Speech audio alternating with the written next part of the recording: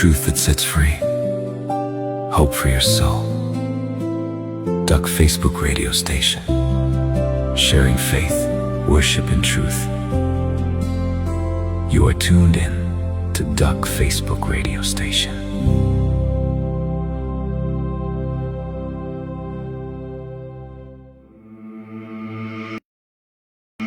Jesus sees his face.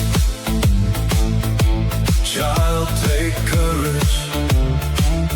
Get up and walk. Your sins forgiven. Go to your home. Amazed, what power does he have? Who can do this? They praise God. Jesus sees his face. Child, take courage. Get up and walk. Your sins forgiven. Go to your home. With people impossible, everything possible with God. Call, reveal, confess, accept. Your sins are forgiven. The soul is saved. Jesus sees his face. Child, take courage. Get up and walk. Your sins forgiven. Go to your home.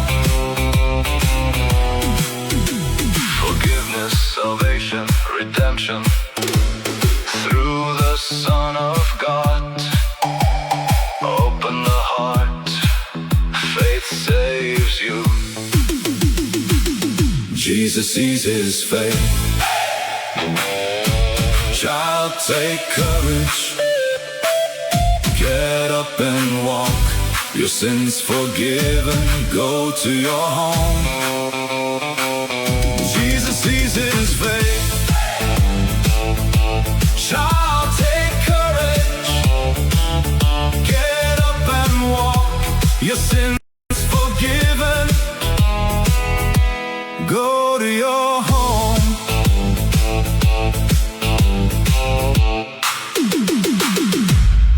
Jesus zien sy geloof. Kind skep moed.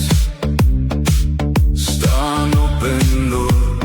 Je zondes vergeven. Ga naar jou huis. Verwonderd. Wat mag het hy? Wie kan dit doen? Hulle prys God. Jesus sien sy geloof. Kind skep moed. Staan op en loop. Je zondes vergeven. Ga naar jou huis. By mense is dit onmoontlik. Alles is by God moontlik. Roep, erken, bely, neem aan. Jou sondes word vergewe. Die siel word gered. Jesus sien sy geloof. Kind skep moed. Staan op en loop. Jou sondes vergewe. Ga naar jou huis. Begifnis, redding, verlossing. Deur die Seun van God. Maak die hart oop. Geloof red jou. Jesus sien sy geloof. Kind skep moed. Staan op en loop. Jou sondes vergewe. Ga naar jou huis. Jesus sien sy geloof. Kind skep moed. Staan op en loop. Jou sondes vergewe. Ga naar jou huis.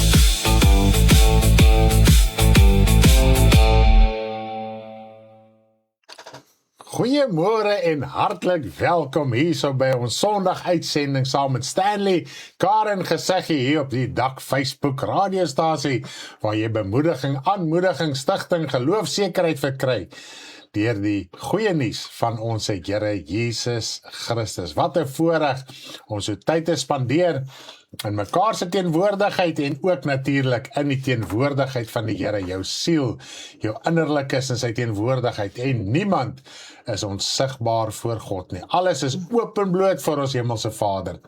Hoeveel te meer voor sy kinders. Ons is sy kinders wat saam vergader in sy naam, in die naam van ons Here Jesus Christus tot eer van God die Vader. Nou ja, ons het vanoggend 'n interessante program weer wat vir ons voorlê. Julle eerste kleinspan, julle moet nader skuif, mamas, papas, kry die kinders nader.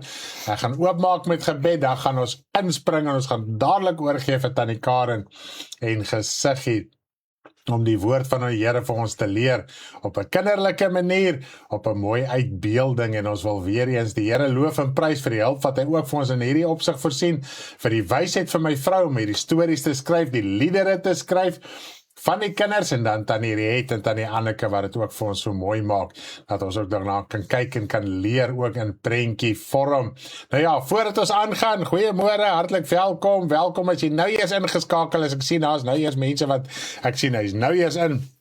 So jy's ingeskakel by die Aanlyn Kerk, die Dak Facebook radiostasie, wat altyd 'n voorreg is om die woord van die Here uit te dra. Nou, ek gaan heel eers begin met gebed. Direk daarna gaan ons na die kleinspan toe en dan gaan ons voort met ons bediening. Vandag gaan oor geloof. Gee my meer geloof. Ons wil weet, Here, hoe kan ek meer geloof kry? So bly ingeskakel en jy gaan vandag hoop en bemoediging vanuit die skrifte kry, dat die Here met ons kan praat vanuit sy woord uit, want sy woord is sy stem. Kom ons bid. Hemelse Vader, ons wil vir U baie, baie dankie sê vir die groot liefde, genade, barmhartigheid, heerlikheid, krag en majesteit. Dit wat ons so mildelik uit die hand van U ontvang, om U te kan dien, en te kan loof, en te kan prys, en te kan eer, en te kan verheerlik, dat ons lewe kan getuig, Vader, van die geloof waarin ons onsself bevind, Vader. Daar is soveel mooi in U woord, daar is soveel skatte, daar is soveel rykdom, wat ons baie keer so maklik verruil vir iets goedkoops hier op aarde. As ons dink nou, Vader en Jakob en Esau sy eersgeboorte reg, Vader, en sy eersgeboorte seun verkoop het vir 'n pot sop en 'n stuk brood, Vader.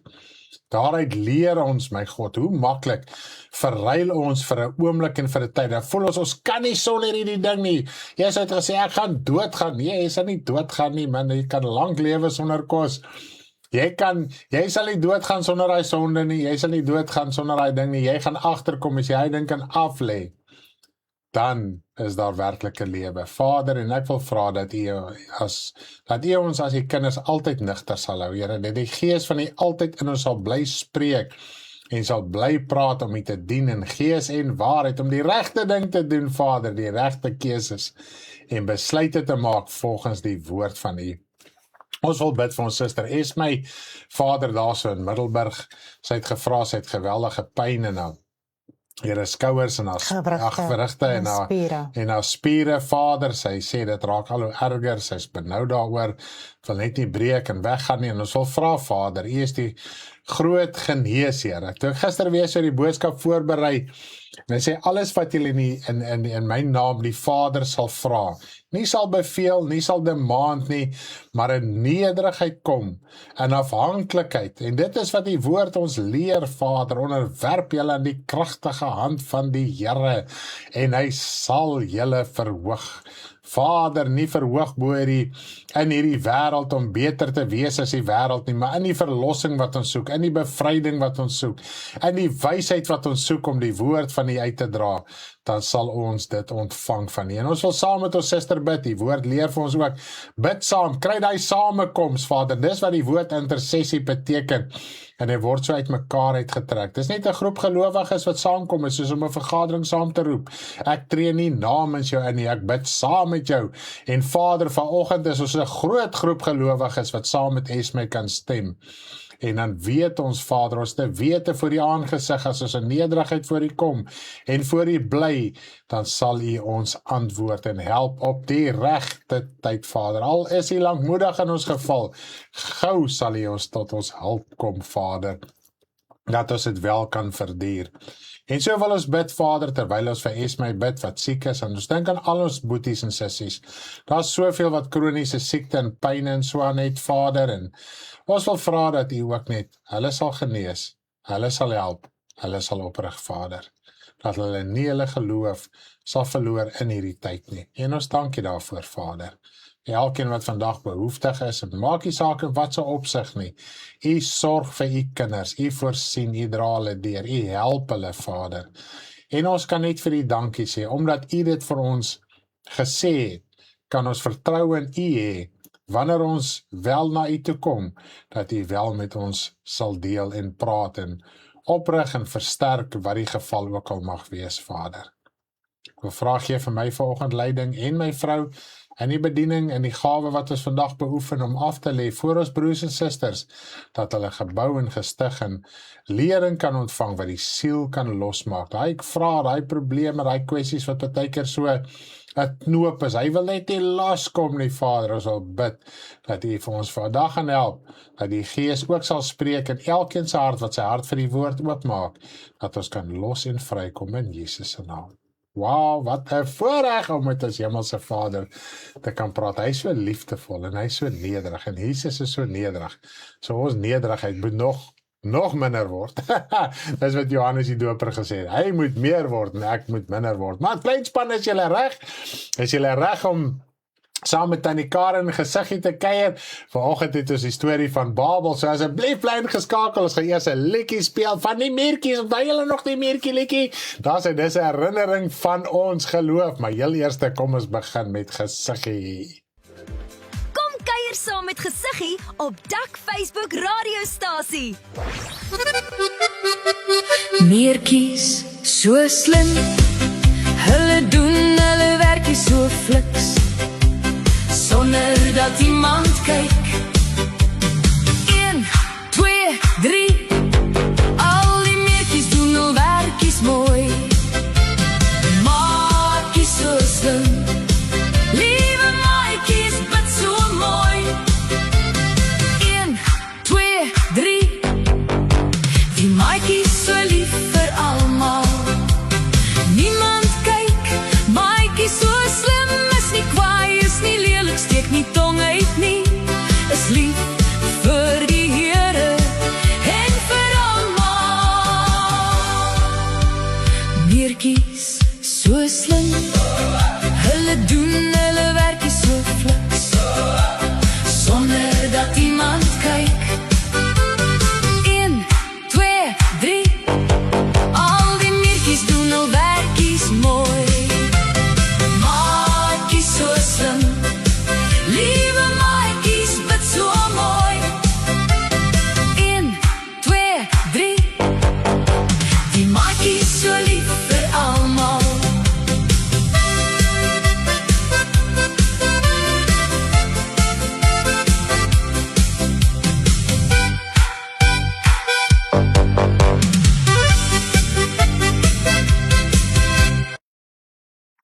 Goeiemôre maatjies, julle kuier weer vanoggend saam met Gesiggie en Tannie Karen en ek is so opgewonde vanoggend dat al my maatjies weer vanoggend saam luister en dat julle oortjies gespit is en dat julle sommer so lekker saam met Gesiggie alles kyk en luister. En ek sien Riley, ons maatjie Riley, sy favourite liedjie is die Meertjies. Hy sing en dans en klap sommer handjies op die liedjie. Ag, dis so lekker dat julle al die liedjies so geniet saam met ons en dat julle al die Gesiggies so lekker saam met ons kyk. En so luister ons en leer ons van die Bybel. Dis net so lekker. Nou maatjies, ons het 'n verjaarsdag maatjie gehad. Dit was Vrydag gewees en Gesiggie, Tannie Karen, het hierdie maatjie ontmoet toe sy 4 maandjies oud was. En weet julle wat? Sy is nou 3 jaartjies oud. So sy is baie groot geword saam met Tannie Karen en Gesiggie wat haar sien groot word het. En ons is so bly en opgewonde vanoggend. Nou dit is Melinke daar van Elsburg. Wat vir die Elspark. Ons is heeltyd hier mekaar met Elspark. So ja, Park, is Melinke en sy het Vrydag verjaar en Gesiggie en Tannie Karen wil net vir Linke baie geluk sê met haar verjaarsdag. En ons website so 'n baie lekker verjaar. Nou, ons het vir haar 'n liedjie gemaak en haar ywerigste liedjie is daar is vissies in die water en toe Tannie Riet vir haar so 'n mooi videoetjie gemaak en ons gaan gou saam met Melinkie terwyl sy verjaar het kyk na haar videoetjie. Daar sy kom, kyk saam met ons.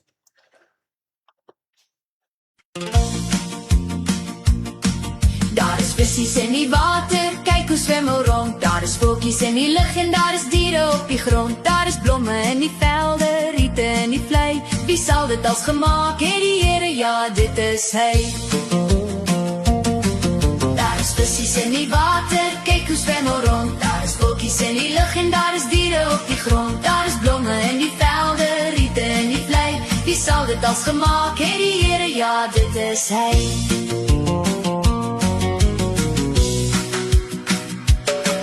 Daar is vissies in die water, kyk hoe swem hulle rond. Daar is voeltjies in die lug en daar is diere op die grond. Daar is blomme in die velde, riete in die vlei. Wie sal dit als gemaak het die Here? Ja, dit is hy. Wow, Linkie van Elsburg het sommer so lekker vir ons die liedjie gesing van Vissies in die water. So ons website lekker vir jaar geluk, mamma, papa daar in Elsburg en ouma en almal daarso wat betrokke is in Linkie se lewe, die tannies, die ooms, die niggies, die neefies en almal wat so lief is vir Linkie. So prys die Here. Nou maatjies, vandag gaan ons luister na die toring van Babel. Het julle al gehoor van die toring van Babel? Nou die mense het almal een taal gepraat. So hulle kon almal mekaar verstaan en hulle het baie planne gemaak, soms sulke lelike planne, want hulle het gedink, hulle is groter as God en sterker as God. So hulle kon baie stout wees terwyl hulle mekaar se verstaan het. Maar maatjies, toe doen God iets wat hulle nooit ooit verwag het nie. En Gesiggie gaan vir ons vertel wat God gedoen het. Maar eerste gaan ons die liedjie luister van die toring van Babel en dan gaan Tannie Karen dit oorsit na die storie toe van die toring van Babel. Julle moet julle oortjies spits, julle moet mooi luister, julle moet alles inneem vandag van hierdie mooi storie. Wow, luister lekker saam met ons.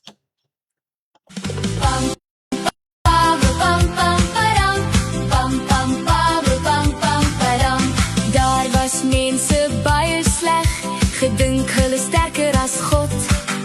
Almal het mekaar verstaan, dieselfde taal.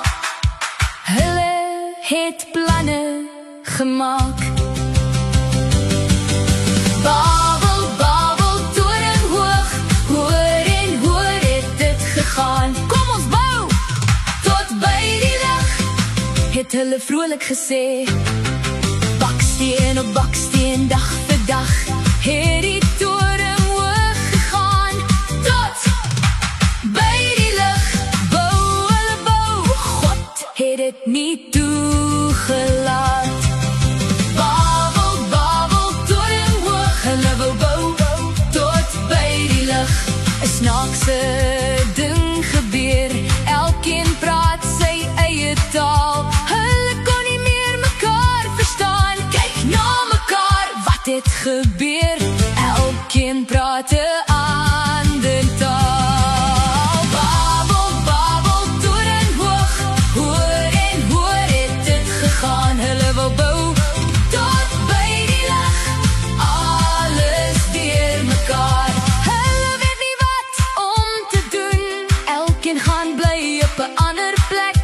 Saam was hulle nie meer, ag nee. Babel, Babel, toring hoog, hoor en hoor het dit gegaan. Hulle wou bou, tot by die lig, hulle plan het nie gewerk. Pam, pam, pam, pam, pam, padam. Pam, pam, pam, pam, pam, padam.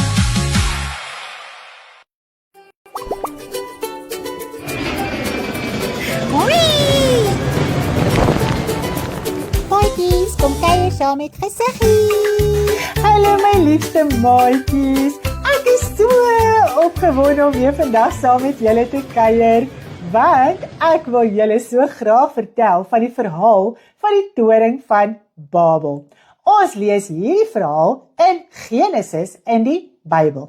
Nou maatjies, daar was sulke slegte mense gewees en hulle het almal een taal gepraat, so hulle kon almal mekaar verstaan en baie planne maak.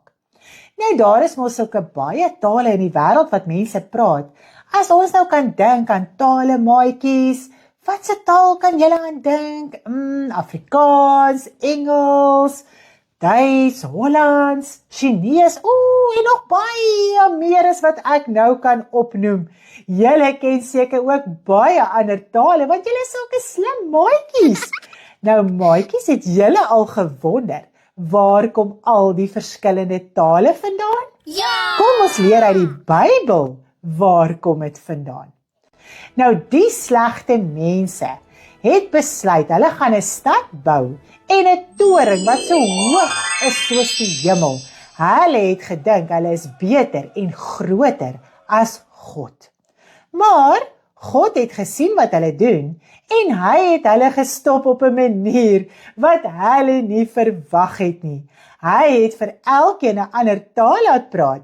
Toe kon hulle nie meer mekaar verstaan nie. Sjoe, maatjies, dit moet baie snaaks wees om te praat, maar nie meer mekaar te kan verstaan nie. Dink nou maar net, as jy en jou maatjie dieselfde taal praat en julle gesels en julle speel en ewe skielik praat jou maatjie 'n ander taal wat jy nie meer kan verstaan nie. Sjoe, dit moet baie rof wees. Nou hulle het die stad Babel genoem en dit is waarom ons sê dit is die toring van Babel wat hulle gebou het. Hulle het toe opgehou om te bou en van mekaar af weggetrek en oral gaan bly. Was dit nou nie 'n interessante verhaal nie, maatjies? Ja! Kom ons sing wat 'n liedjie daaroor. Sing lekker saam met my. Pam pam pam pam pam padam. Pam pam pam pam pam padam. Daar was mense baie sleg, gedink hulle sterker as God. Almal het mekaar verstaan, dieselfde taal. Hulle het planne gemaak. Babel, Babel, toring hoog, hoër en hoër het dit gegaan. Kom ons bou, tot by die lig, het hulle vrolik gesê. Baksteen op baksteen, dag vir dag, het die toring hoog gegaan. Tot by die lig, bou hulle bou, God het dit nie toegelaat. Babel, Babel, toring hoog, hulle wou bou, tot by die lig. 'n Snaakse ding gebeur, elkeen praat sy eie taal. Hulle kon nie meer mekaar verstaan, kyk na mekaar, wat het gebeur? Elkeen praat 'n ander taal. Babel, Babel, toring hoog, hoër en hoër het dit gegaan. Hulle wou bou, tot by die lig, alles deur mekaar. Hulle weet nie wat om te doen, elkeen gaan bly op 'n ander plek. Saam was hulle nie meer.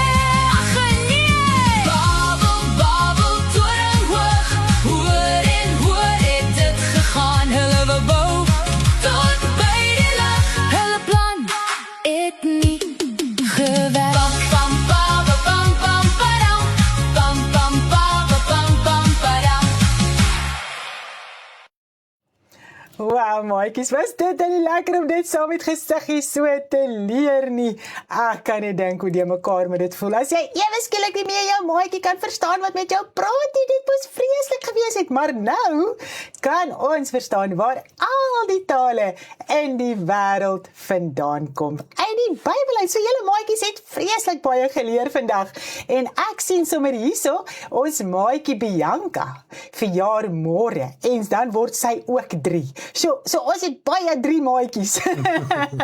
So ons sal môreoggend vir haar liedjie speel, waar sy ook so lekker vir ons gaan saam sing. Nou, baie dankie dat julle saam met Gesiggie gekuier het, saam met die Karen vanoggend. Ek het julle so geniet. En asseblief, ek ken nie al die maatjies wat vir my kyk nie. Stuur asseblief vir my julle verjaarsdaggies, dan weet ek wie verjaar wanneer. Dan kan ons vir julle sulke mooi liedjies maak en so op julle verjaarsdaggies speel. Asseblief maatjies, moenie vergeet nie, sê vir mamma en pappa. En dan op YouTube en op Facebook kan julle gaan kyk na al die verhale wat Gesiggie al geleer het en al die liedjies wat sy ook vir julle leer, dat julle so lekker kan saam sing en dat julle so mooi uit die Bybel uit kan leer. Nou kom ons gaan nou lekker afsluit met 'n liedjie, This Little Feet of Mine, en dit is nou die Wanay se favourite. Sy love hierdie liedjie, as dit opkom is sy sommer so opgewonde. Ons gaan afsluit met hierdie liedjie. Julle moet 'n lekker week hê, lekker verjaar maatjies, die wat verjaar en die wat net almal is net so lief vir julle, die wat skool toe gaan lekker skool toe, geniet dit, leer mooi, wees gehoorsaam aan mamma en pappa, wees soos die meertjies en doen julle werkies wat julle moet doen. Lekker bly maatjies, so lief vir julle, bye bye!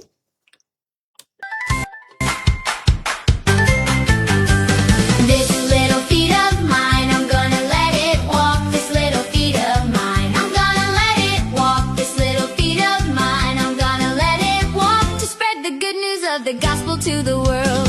This little feet of mine, I'm gonna let it walk. This little feet of mine, I'm gonna let it walk. This little feet of mine, I'm gonna let it walk. To spread the good news of the gospel to the world. This little feet of mine, I'm gonna let it walk. This little feet of mine, I'm gonna let it walk. This little feet of mine, I'm gonna let it walk. To spread the good news of the gospel to the world.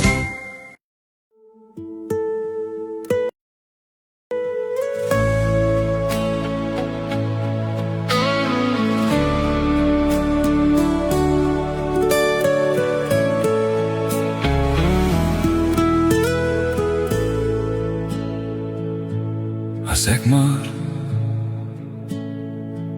sy kleed kan aanraak, dogter, geloof, red jou, gaan in vrede.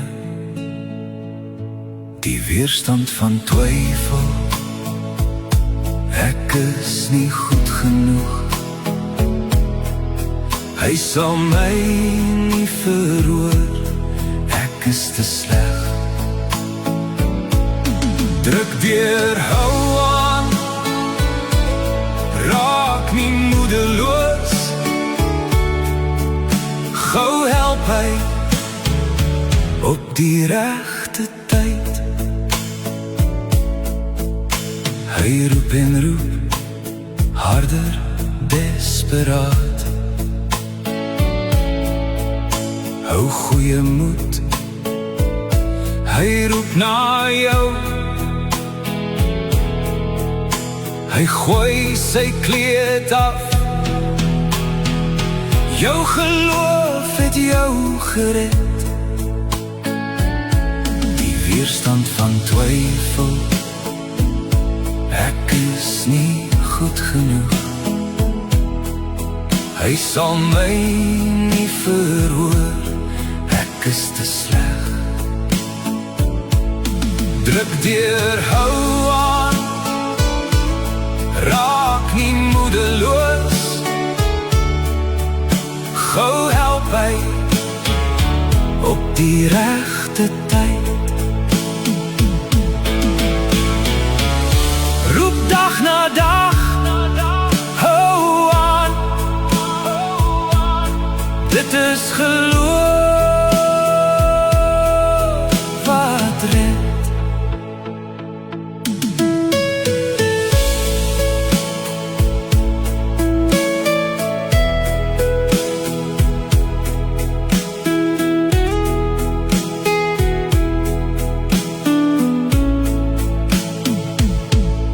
Weerstand van twyfel, ek is nie goed genoeg,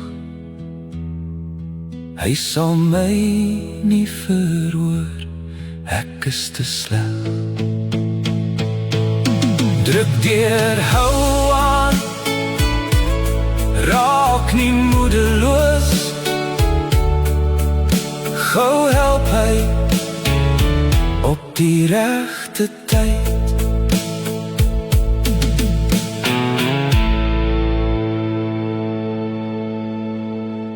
Daar sê weer, hallo hier van my kant af, wow, het ons die tyd saam met Tannie Karen gesig en nie verskriklik geniet nie, ons het 'n baie mooi verhaal geleer en dit is wat Tannie Karen sê, ons het vanoggend verskriklik geleer, ek weet nie of julle die muurtjie so in die hoekie daaronder gesien het nie, waar daar die hele tyd sit en so luister en sy oogies maak so nie, ja, die detail en die dis 'n properste video of 'n movie soos Tannie Anneke sê, baie dankie vir al die moeite, jy kan hom oor en oor kyk, ek gaan nie elke keer iets anders te raak sien, dit is net amazing. Nou ja, ek wil net gou afsluit, laaste afsluit doen met die kinderbediening, en ons het ook die liedjie, ons het besluit, ek en Tannie Karen het gaan besluit, ons gaan vir Bianca ook haar liedjie speel, en omdat sy nou môre verjaar het, almal kan sien hoe lyk die maatjie Bianca, en dan kan ons ook vir haar bid, dat die Here ook haar sal help, en sy haar weer voorspoedig sal maak, dat sy ook wel in die vrese van die Here kan groot maak. So kom ons luister na die liedjie wat Bianca gesing het, wat Tannie Red vir ons gemaak het. You must not fear, be free of slavery. Yes, don't fear, be free of slavery. Don't fear anything in this body. Your soul is protected by God. You must not fear, be free of slavery. Yes, don't fear, be free of slavery. Don't fear anything in this body. Your soul is protected by God.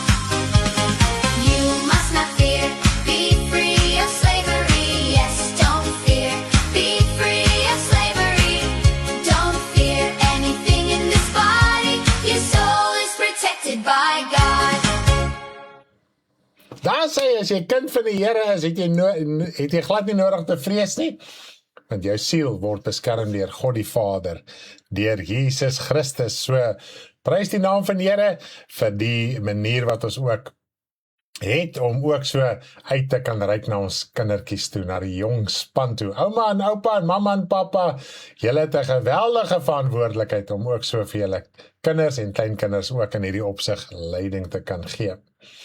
Nou, nietemin, ons gaan nou oor na die grootmensbediening toe, en op 'n dag praat ons van geloof wat red, geloof wat lewens verander, en ons het baie keer 'n interessante opvatting en konsep rakende geloof, is dit nie so nie? Nou, ek wil vandag gesels, en ek wil dit as 'n uitgangspunt gebruik, waar die apostel vir die Here Jesus gevra het, gee ons meer geloof. Nou, en wil ons almal nie meer geloof het nie? En hoekom wil ons meer geloof het? Wat is ons hele saak? Wat is ons konteks? Wat is ons ingesteldheid en oortuiging rondom geloof? Nou, ons het eintlik nie 'n nugtere begrip van geloof nie, daarom wil ons meer geloof hê, soos die disippels. Ons is baie keer nie nugter oor wat geloof werklik waar beteken en wat dit behels nie, daarom sê ons, Here, gee my meer geloof, asof dit iets is wat net uit die nietheid ontstaan. Nou, om eerlik te wees, ons wil meer geloof hê om gemakliker op aarde te lewe. Dis eintlik hoekom ons meer geloof het, want ons sien baie dinge en ons het seker al baie preke gehoor en ons lees baie dinge in die Bybel en dan interpreteer ons dit volgens 'n sekere materiële, sigbare manier. En dan voel ons, as ek nou meer geloof het, gaan hierdie dinge nou vir my verander. Nou kom ons lees net gou die een vers, Lukas 17 vers 15, waar sy disippels hom wel gevra het, gee my meer geloof. Toe, dis Lukas 17 vers 5, althans, Lukas 17 vers 5. Toe die apostels aan die Here gesê, gee ons meer geloof, gee ons meer geloof. Nou as ek vir jou vandag kan vra, wil jy meer geloof hê? Jy gaan sê, ja, natuurlijk wil ek meer geloof hê. Wat wil jy met die geloof maak? Hoe dink jy rondom geloof? Dis vrae wat ons in ons hart moet antwoord en beantwoord en eerlik wees. En omdat ons baie keer dit nie verstaan nie, kan geloof 'n Babelse verwarring skep, nie waar nie? Dis seker die ding wat die meeste verwarring skep. Hierdie Babelse verwarring. Ek dink ons kan nou verstaan waar kom die spreekwoord vandaan, Babelse verwarring. Nou geloof het hy selfde effek op ons as kinders van die Here. En selfs in die wêreld daar buite, want baie dink hulle het die idee van geloof, maar het ons werklik waar die Bybelse begrip van geloof? Nou die rede hiervoor is dat ons geloof gepredik word as 'n towerstaf wat jou in 'n fantasie wêreld laat leef. Dis dit nie so nie.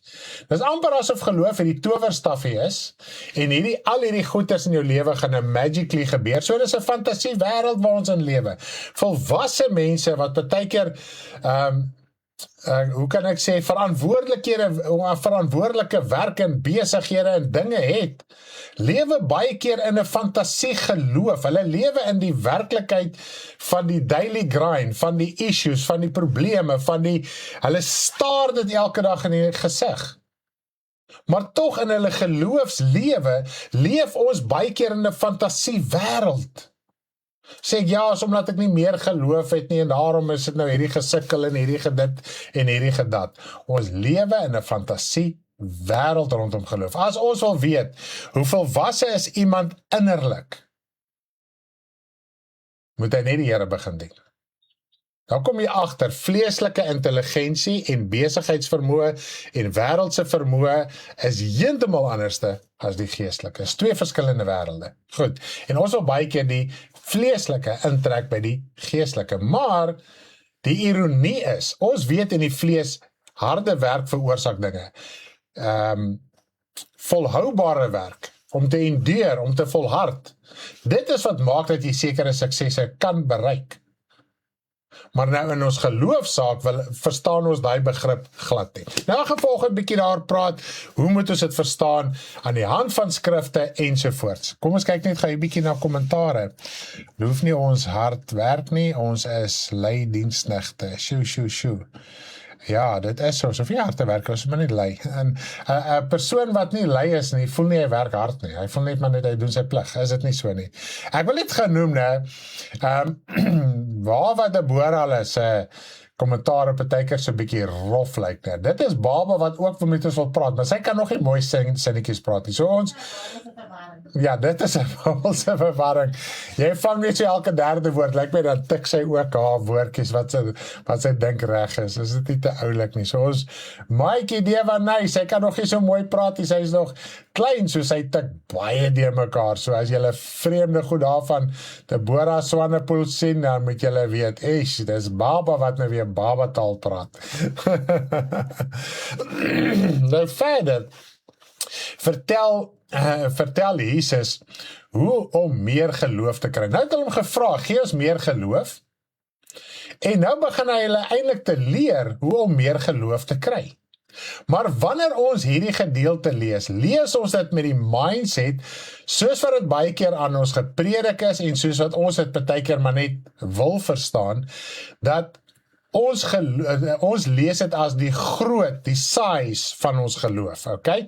En ek wil net vers 6 ook lees van Lukas 17, dan gaan ek vir ons 'n liedjie speel, en dan gaan ons voortgaan met die boodskap.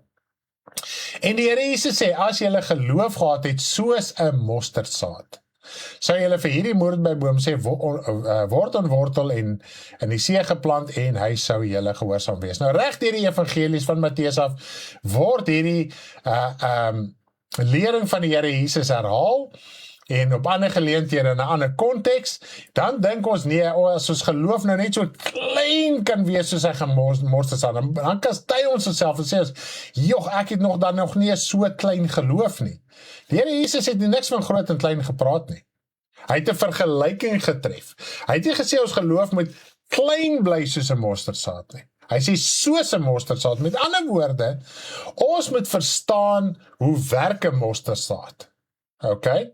Soos 'n mosterdsaad. So nou moet ons begin verstaan, 'n mosterdsaad is, omdat net as 'n saad nie in die grond ingaan nie, kan hy onmoontlik enige vrug dra. Net om dit te verstaan, te begryp. En dis nie net 'n mosterdsaad, dit is enige saad. As saad nie in die grond ingaan, en het word geplant en nat gemaak, ensovoorts nie, beteken hy saad absoluut niks. Dit is net genoeg vir die voeltjies om te eet en te sluk en as dit klaar is verby. Nou, so die Here Jesus het nie hier probeer sê, julle geloof moet so klein bly soos 'n mosterdsaad nie, maar ons moet vanuit die mosterdsaad saak leer hoe om ons geloof te laat vermeerder. Nou ja, ek gaan eers vir julle 'n lied speel oor die mosterdsaad.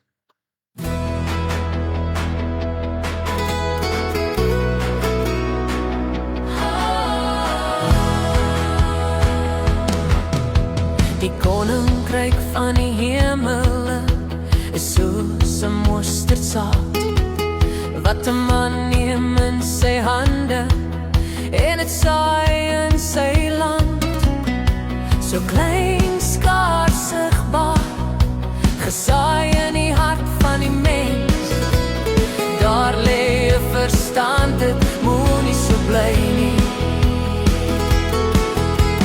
Al begin dit klein, dit groei in die hart tot 'n groot boom.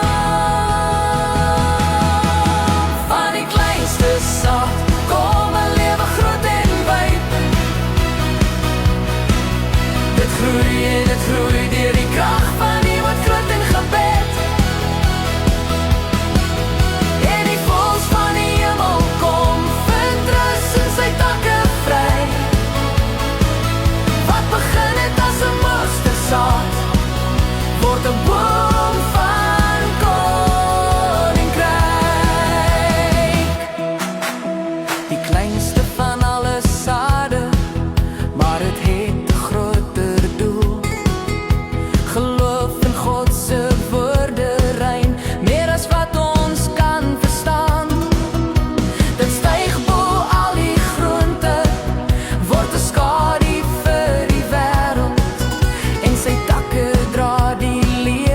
wat uit geloof gebore word. Wat ons sien is net die begin, God laat die grootste groei daarin. Van die kleinste saad kom 'n lewe groot en wyd. Dit groei en dit groei deur die krag van ewigheid en gebed. En die voëls van die hemel kom, sy takke vry. Wat begin het as 'n mosterdsaad, word 'n boom van koninkryk. Moenie klein bly nie, maar groei tot volle potensiaal. Van saad tot 'n boom, die koninkryk leef. En dit groei in ons harte. Die kleinste saad kom 'n lewe groot en wyd. Dit groei en dit groei deur die krag van ewigheid en gebed. En die voëls van die hemel kom, vind rus in sy takke vry. Ja, wat begin het as 'n mosterdsaad, word 'n boom.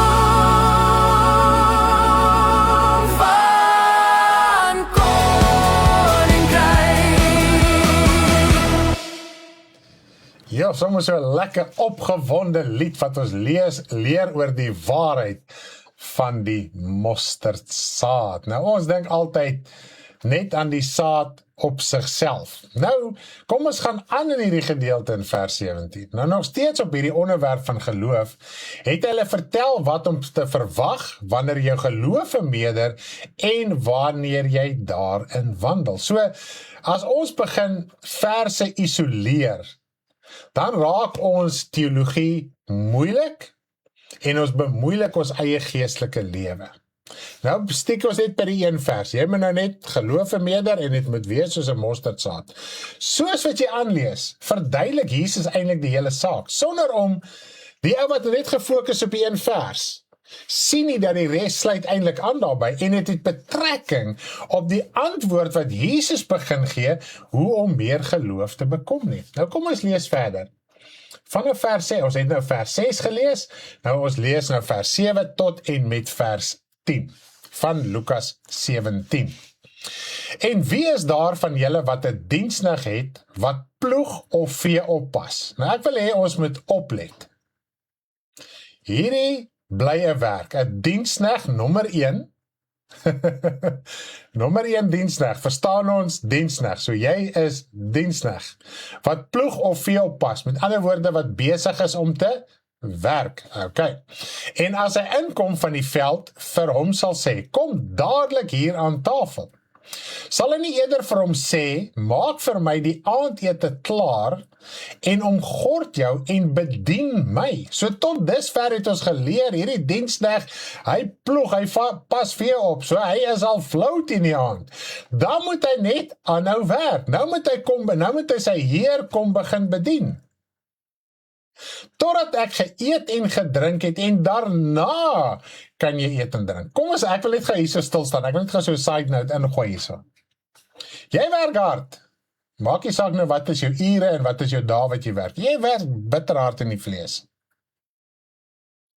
Nou kom jy huis toe, as jy moeg. En dit is so, ek verstaan hom, ek het hom so, asseblief, ek het hom so, ek verstaan moeg van werk, afgemat.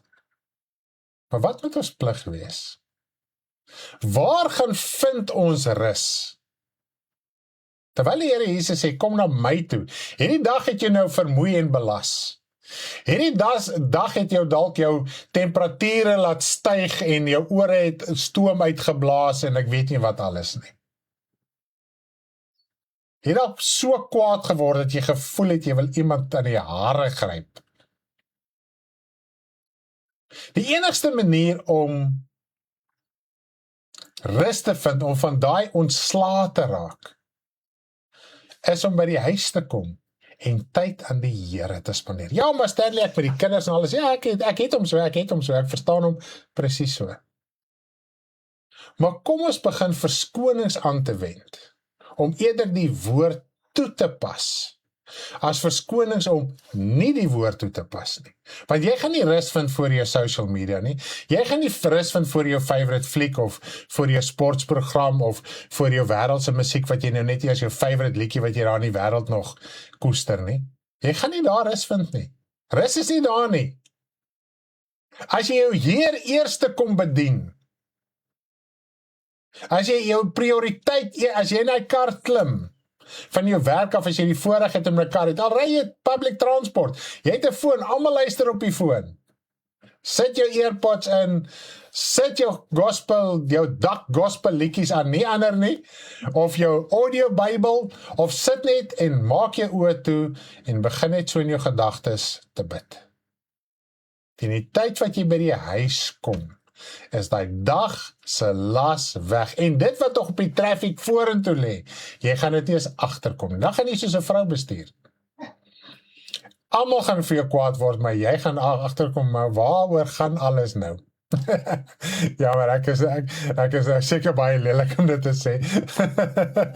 Maar oor die algemene vrou, daar is uitsonderings, maar die algemene vrou worry nie wat met hom die pad aan, of die taxi nou voor of agter in ry, of wat ook al, maar ek weet al die vrouens is ook nie so nie. Maar dit is maar die average, wat ek nou al saam met vrouens gery het. As 'n vrou bestuur, weet die ander vrou, man, hier is nie moeilikheid op die pad nie. Maar nietemin, so, raak besig doenig met die Here. As jy uit die werksplek uitstap, kry jou gedagtes, forceer dit. Man, jy het mos nou 'n lekker wireless daar so in die kar. Sit hom kliphard, man, laat hy karretjie sommer so doef oor die pad. Ou Wallis, as hy in hy kar klim en hy sit daar musiek aan, hy sê nee, dis hoe hard hy hom kan gooi. Want hy wil ook, almal moet hoor die gospel wat hy luister. En ek kan vir jou sê, dis 'n oorwinning. En as jy dit nie kan doen nie, praat tale. As jy dit nie kan doen nie, sê net, Here, ek loof U en ek prys U. Sê, Here, hierdie dag was hektiek. Here, ek het soveel gesondig vandag. Sommige in die kar terwyl jy ry. Dis wat ek vir u sê, dis nie 'n wet nie. Ek wil net vir u sê, ons het baie keer meer tyd as wat ons besef. Maak gebruik van daardie tyd. Dis so vry om die Here te dien. Geloof is vryer as wat 'n mens dink. Ons maak geloof 'n las, omdat ons geloof nie verstaan nie. Ons dink as jy die towerstaf het, dan lewe ons in hierdie fantasiewêreld, wat ons nooit kan by uitkom nie. Dit sal nooit na jou toe kom, want God gaan nooit 'n fantasiewêreld in jou lewe bevestig nie. Goed. Kom ons gaan aan, tot dusver werk hierdie dienskneg. Nie hierdie koning wat heers en iemand wat dink hy's beter as ander nie, dienskneg. Goed, vers 9, kom ons lees aan. Die plesier van hierdie wêreld doen vir 'n mens niks innerlik nie, dit breek 'n mens net af. Dis waar, jy word kalm en rustig. Ek het dit so ervaar, sê Kitty ook in Werner die vorige kommentaar. Yes, amen, dit is so om rus te kry by God. Halleluja, lyk my, ons broers en susters is aan die go, hulle is aan die gang. Vers 9, bedank hy daardie dienskneg omdat hy gedoen het wat hom beveel is. So sê die Here nou vir jou dankie, na elke keer wat jy besluit, jy gaan nou bid en eerder die Here gou soek vir hierdie las van hierdie dag moet afval. Hy sê, ek glo nie. Jesus sê dit. Ok, kom ons lees vers 10. Die opsomming, die gevolgtrekking, die les wat hy ons leer uit hierdie gelykenis. So ek julle, wanneer julle alles gedoen het wat julle beveel is. Ons word beveel om die Here te dien. Ons word beveel om sy aangesig te soek. Sê dan, wat moet ons sê? Ons is onverdienstelike diensknegte, wat ons gedoen het, wat ons verplig was om te doen. Ons is verplig om ons las na die Here toe te bring. Dis 'n bevel van hom af. Nou, wanneer ons plig uitvoer, verwag ons 'n dankie. Dis soos ek en Karen wat ook bedien. Partykeer is jy so moeg, jy is so flou.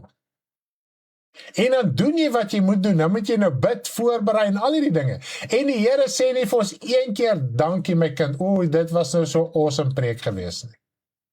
Jo, hou net aan, wees sterk. Nee, ons word verplig om te doen wat ons moet doen. Wat is jou geestelike plig wat jy elke dag kan verrig? Doen ons die most basic. Wat is die most basic? Jou binnekamerlewe. Die tyd wat jy het op die pad, daai uur of 2 wat jy op in die kar spandeer, werk toe en terug, op die public transport, werk toe en terug, of jy loop of fietsry, wat die geval mag wees. Maak nie saak nie. Ons vermoei ons partykeer so oor die padverbruikers. As jou gedagtes by die Here is, dan gee jy nie om wat om jou aangaan nie. Ok, wat sê ons hierso by die kommentaar? Kom ons lees gou so 'n bietjie hierso. Daai het ek nou gelees, nee, Werner het dit gelees, ja. My most favorite time is driving to work, listening to Doc Gospel and spending time with God. Coming from work is my time to pray most of the days.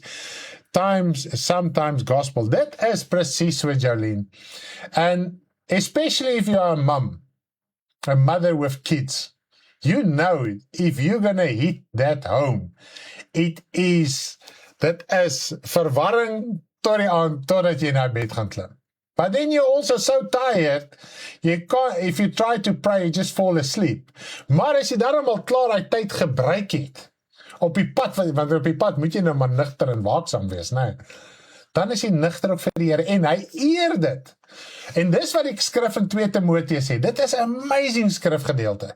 Hy sê die vrouens wat kinders baar, as hulle nie geloof bly, sal hulle gered word. Nou lyk dit, nee, vrouens kan net kinders baar en hulle word outomaties gered. Nee, wat hy sê, 'n vrou se plig in die huis is ver meer as die man se plig. Nou praat ons van die fisiese versorging, kos maak en alles. Die natuur leer dit vir jouself in die wêreld. As man en vrou trou, weet die vrou, dit is wat ek moet doen. Daar's geen handboek nie, dit is 'n outomatiese proses. Ok? Dis hoe dit is. En in daai plig, wat die man eintlik bietjie tyd voor die Here kan spandeer. Ja, hy het ook pliggies in die huis en hy kan dit gou doen. Maar hy het daai ekstra tydjie op hande. Hy kan voor die Here kom. En terwyl die vrou aangaan en te kere gaan en die kinders versorg en die kos maak en al die dinge waarmee saamgaan en die babas bad en die klas van goeters, as sy net in die geloof bly, dis haar verpligting, sal sy gered word. Want tog in hy verpligting, weet sy ook te midde van dit om tyd uit te koop om voor die Here ook te kom in stilligheid ook. Of het nou in die kar is op pad huis toe, en of het nou bietjie later is, of bietjie vroeër opstaan in die oggend. Is dit nie amazing nie? Want ons moet net die Here dien en begin leef. Ons het soveel gimmicks en tierlantynkies, dat ons sukkel om geestelik te leef. Ek wil gou nog 'n skrif lees, wat aansluit by die saak van die mosterdsaad. Kom ons gaan gou terug soontoe, net om even mooi te verduidelik waar gaan, hoekom Jesus gesê het, soos 'n mosterdsaad. En hy het gesê, hoedanig is die koninkryk van God en waarmee sal dit vergelyk word? Dis die koninkryk van God. Dit is waaraan jy behoort die dag toe jy jou hart vir die Here gegee het. Is die koninkryk van God in jou hart uitgestort deur die Heilige Gees. Nie dat die hemel nou in jou, die hele hemel met alles wat daar is in jou hart is, sy krag, sy heerlikheid, sy majesteit, die lewe van die koninkryk is in jou hart uitgestort. Want hy sê, hy woon in die hoogte, maar hy woon ook by die gebroke van hart. So, jy het jou hart oopgebreek die dag van jou wedergeboorte, jy het die Gees ontvang en nou bly hy in jou. Wow, jy het die koninkryk van God in jou. So jy het 'n verantwoordelikheid teenoor die koninkryk van God in jou. Nou sê hy vir ons, okay, hoe werk die koninkryk in ons lewe? Kom ons kyk gou hier na 'n kommentaar. Ek sien, julle kommentaar, ek gaan omtrent 'n keer hier vanoggend. Kom ek lees so 'n bietjie. Eintlik so maklik en prakties om hierdie gewoonte aan te kweek vir ons dienswerk. Dit is so Rwanda. Wat sê Elmer hier vir ons? My karradio skakel aan en af saam met die sleutel. Stiekvol Telegram songs. Prys die Here, Elmer. Wat sê Lally vir ons? Ek het gister van Langebaan tot in Parel lekker tale gebid en die beste van Parel of Ceres toe aan gospel geluister deur my foon, het nog nooit so gou my bestemming bereik nie. Ag, dit is net so awesome. As jy weet nie is daar. Dink jy, okay, hoe het ek hier gekom? Ag, loof die Here help ons ook. Kom ons lees gou vers 19 van, het ek gesê Lukas 13 vers 18 en 19? Vers 18 en 19, nee, ek het dit nie gesê nie, ek het net begin lees. Lukas 13 vers 18 en 19, daar is in Markus en so 'n soortgelyke gedeelte, ek lees maar die ene in Lukas, terwyl ons nou maar in die boek van Lukas is. Dit is soos 'n mosterdsaad wat 'n man geneem het en in sy tuin gesaai het. So wat het hierdie man gedoen? Hy het gewerk, hy het hierdie mosterdsaad gesaai, so dit bly by werk. Daar is nie 'n ander manier as werk nie. God werk in jou lewe, en dan wat moet jy daarmee maak wat jy ontvang het? Nou het jy jou hart oopgemaak, jy het hom oopgeskeer, nou is die mosterdsaad in jou lewe ingesaai. En dit het gegroei en 'n groot boom geword en die voëls van die hemel het nes gemaak in sy takke. Right. Soos 'n mosterdsaad. So hier kan ons sien. God het gewerk en hy werk deur Jesus Christus om die saad in jou land in te kry. Okay, want jy het jou hart oopgemaak, jy het hom oopgeskeer, jy het besef, weet jy wat, my lewe is 'n dead end, ek het iets nodig, ek het 'n reset in my lewe nodig, jy het jou hart vir die Here gegee, ongeag nou wie het op 'n keer gekom het, waar ensovoorts. Goed, want elkeen se fisiese ervaring is ook maar anders, dis die ander persoon sinne, maar jy weet, daai dag het daar ek 'n besluit gemaak van harte. Jy is weer gebore, nou het jy die saad ontvang, nou moet jy die saad groei, en nou, terwyl hy 'n boom word die hele saad, die saadjie bly nie 'n saadjie nog onder die grond nie. Hy verdwyn, sy hele gedaante, alles wat hy was, as daai klein saadjie is gone. Dis wat ons lees in 1 Korintiërs 13 oor die liefde. Toe ek 'n kind was, het ek gepraat soos 'n kind, gedink soos 'n kind, geredeneer soos 'n kind. As ons in die sonde is ons 'n kind, nou kom ons tot bekering, nou is jy die klein babietjie, nou is jy 'n kind in die Here. En daar is nog baie verkeerde dinge wat jy in die begin nog doen, en sukkel om af te lê en so aan. Nou moet jy begin werk, dat die saad, die woord wat jy in die begin ontvang het, te begin groei na 'n groot boom toe. Nou as jy net die fisiese saad kyk, hy moet in die grond gaan, en hy moet in vrugbare grond gaan, en dit is wat die gelykenis van die saad ons ook leer in Matteus 13. Die saad wat in die, buite die, akker gesaai is, die voëls het hom wegpluk, dan was die saad tussen die rotsagtige plekke, hulle was verdrink, dan was die saad, hy het geen wortel gehad nie, en hy het dood gegaan, sommer amper wat ek ander woord sê, hy het dood gegaan as gevolg van die vervolging. Dat is die ander wat tussen dorings gesaai is, en die dorings ensovoorts het hom doodgedruk na die rand. Dan praat hy ook van die goeie grond. So, jy het die woord in 'n goeie en 'n edele hart ontvang met jou wedergeboorte. Maar het ons gesorg, en sorg ons, dat daai saad bly groei. Dan het die, en partykeer steen ons so op ons wedergeboorte. En ons lewe 'n wispelturige lewe na ons wedergeboorte. Nou gebruik ons die genade en die evangelie wat ons uit die wêreld uit gered het, as 'n dekmantel, as 'n verskoning om te bly sonde doen. Ja, God is my genade, God weet wie ek is, God ken my, hy werk nog aan my. As ons met daai verskonings kom, sit ons in 'n bitter gevaarlike plek. Want nou gebruik ons die genade wat aan ons gegee is by ons wedergeboorte as 'n verskoning om te bly sondig. Te bly die verkeerde ding te doen. Te bly doen wat ons in die wêreld gedoen het, wat ons op pad hel toe gevat het. Nou natuurlik, as jy gered word, daai pad was jy op pad hel toe. Nou moet jy alles teenoorgestelde doen van daai pad, sodat jy kan hemel toe gaan, want die pad hemel toe is teenoorgestelde van die pad hel toe. Dis net logies. Goed, kom ons lees gou, wat sê hulle self vir ons hier so, ek pes korrelgoed was, want dit goed kry kleintjies altyd nog om te was. Nou sit ek die liedjies aan, en voor ek my kry is ek kombuis skoon en die skorrelgoed gewas. Dit is so lezellig. Wat sê, my beste tyd om te bid is wanneer ek tussen die skape is, om lammers melk te gee, raak vies as hulle so vinnig druk.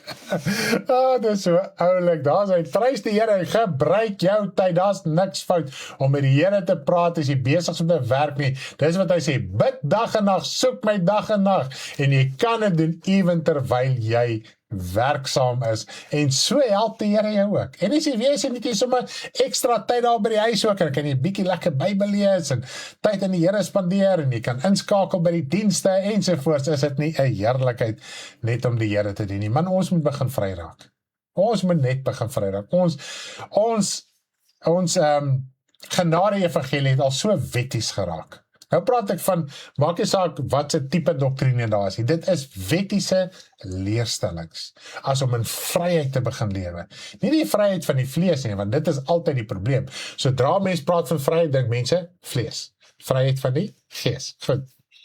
As ons nie aan dit begin werk, wat ons glo nie, kan God dit nie laat groei nie. Kom ek lees gou die skrif.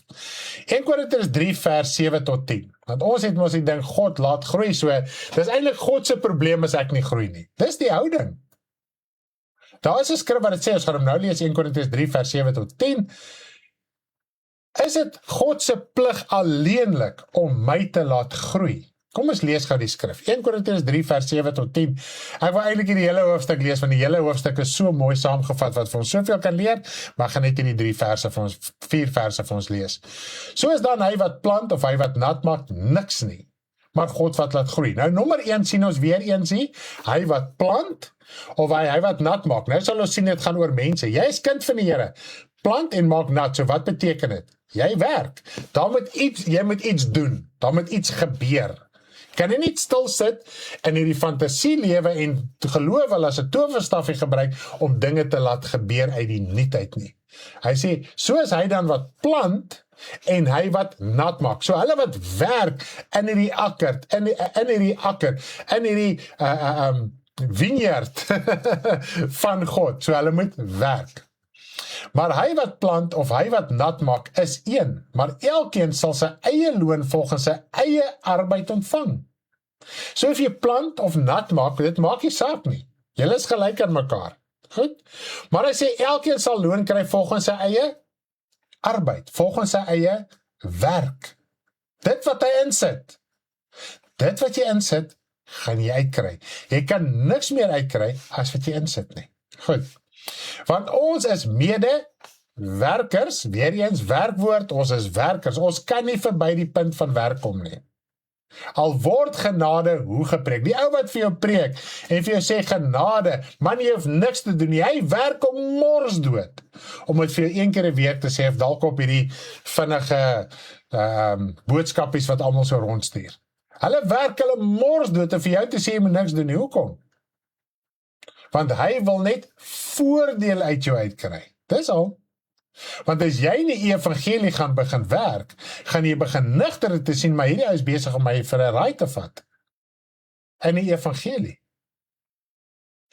Dan gaan hy sy aanhang verloor, en hy gaan sy wat verloor? Sy inkomste verloor. Goed.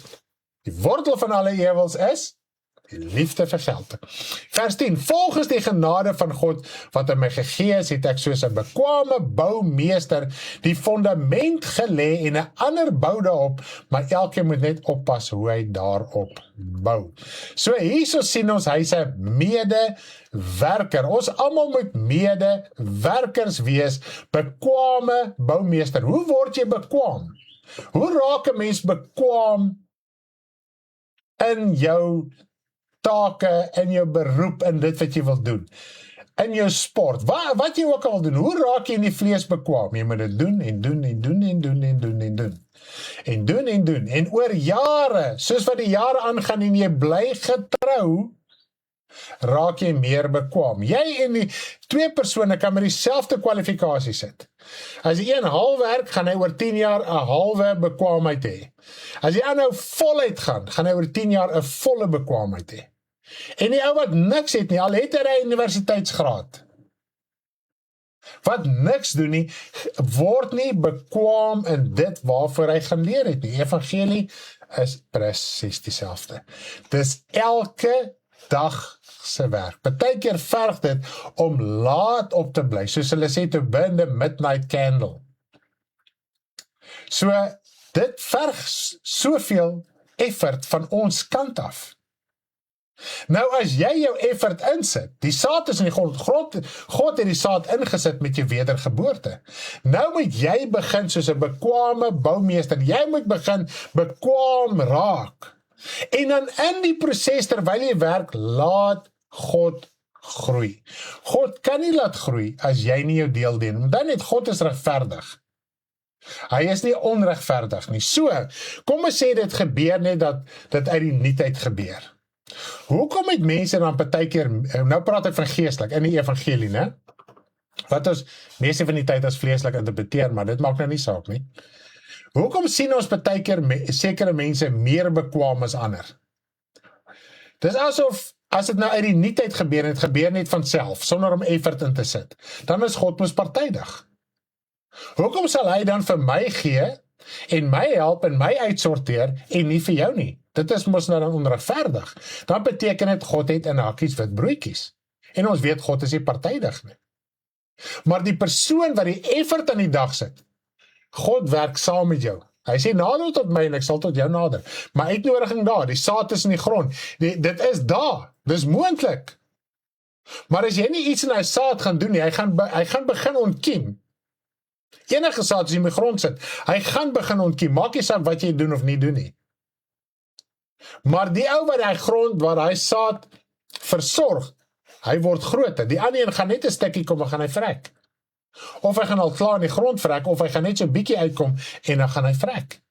Is dit nie so nie? So God is nie partydig nie, dis net die effort wat ons insit. Dis die vrug wat opgelewer word. Anderste is God partydig, want hoekom het party meer as ander? Geestelike vermoëns, bedieninge.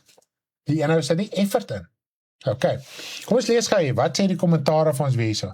Dit laat my dink aan Romeine, hoe kan ons nog in die sonde bly? Dit is presies net so, dit is so mooi, wow, mooi verduidelik. Dankie my vrou Werner, is net amazing om te sien, dat ons is vanoggend hierso by mekaar. Ek wil sommer 'n lied nou op hierdie punt speel, voordat ons aangaan met die bediening. Kom ons speel, het ek geloof wat gered speel, nee, ons kom speel onsigbare geloof, onsigbare geloof.